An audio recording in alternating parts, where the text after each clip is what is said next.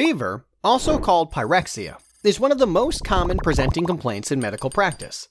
It is defined as a body temperature that is above the normal range for that individual without any physiological cause to it. In other words, temperature raised due to exercise or menstrual cycle doesn't count as fever. This is usually above 38 degrees Celsius recorded by thermometer.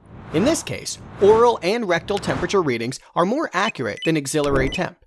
The most important thing to keep in mind is that fever, in and of itself, is not a disease, but rather a symptom that indicates an underlying disease process. Mechanism of fever. Body temperature is usually set to its normal range by the hypothalamus, which acts as sort of a thermostat. When the body suffers from certain pathological processes, namely inflammation, certain chemicals are released by the body, collectively called pyrogens. In other words, of which is interleukin-2.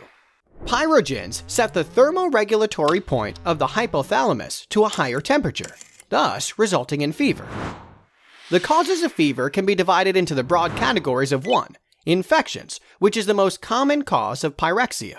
It can include bacterial, viral, fungal, or parasitic infections. 2. Clots.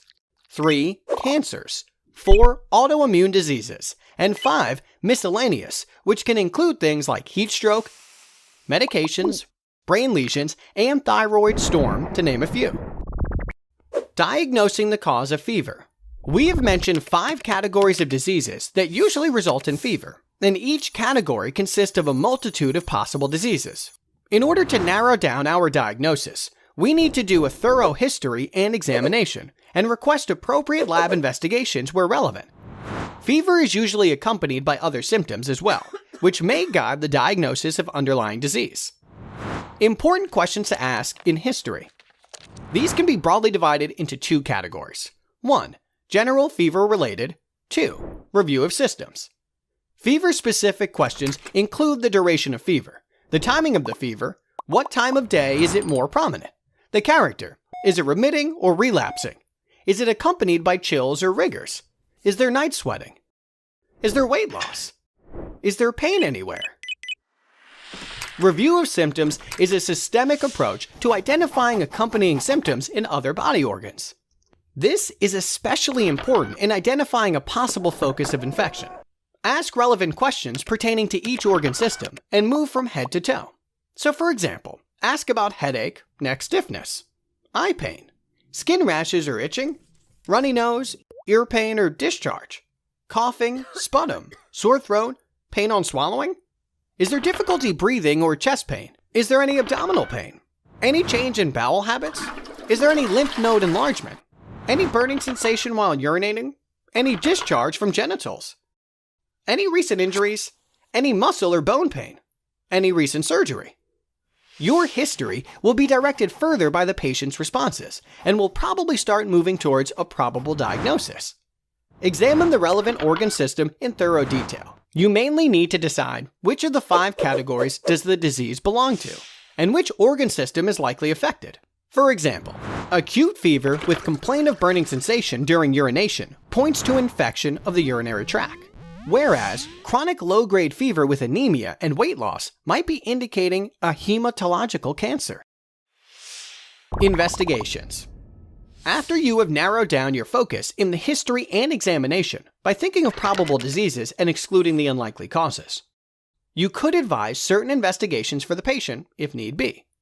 Remember, it is good clinical practice to avoid unnecessary investigations.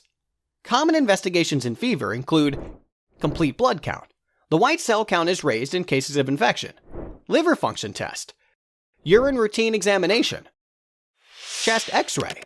Some diseases are common in certain areas, so investigations for them could be included. In other words, PPD test for tuberculosis and viral antibodies for hepatitis. Cultures for urine, sputum, blood, or pus may be needed in cases of bacterial infection to identify the specific pathogen. Red flags. Although a multitude of conditions can cause fever, as mentioned before, but some conditions are more serious than others and require special attention. Always pay special heed to cases of fever with one of the following.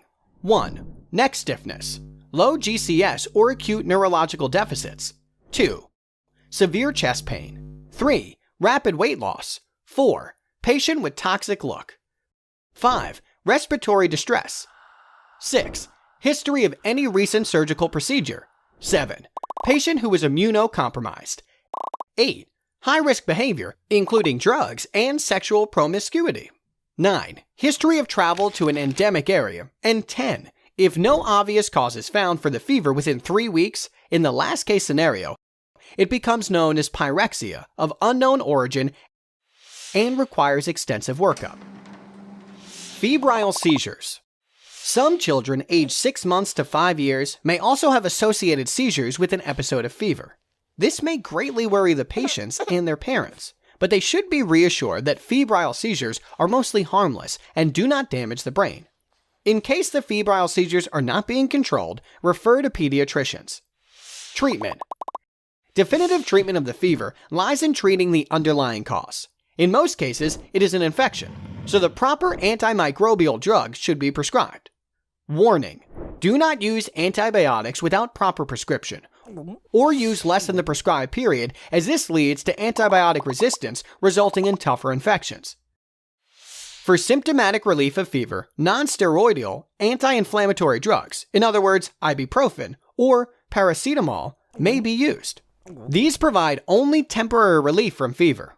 Please note that no medications are free from side effects, and it is better to avoid taking any medication without any valid reason.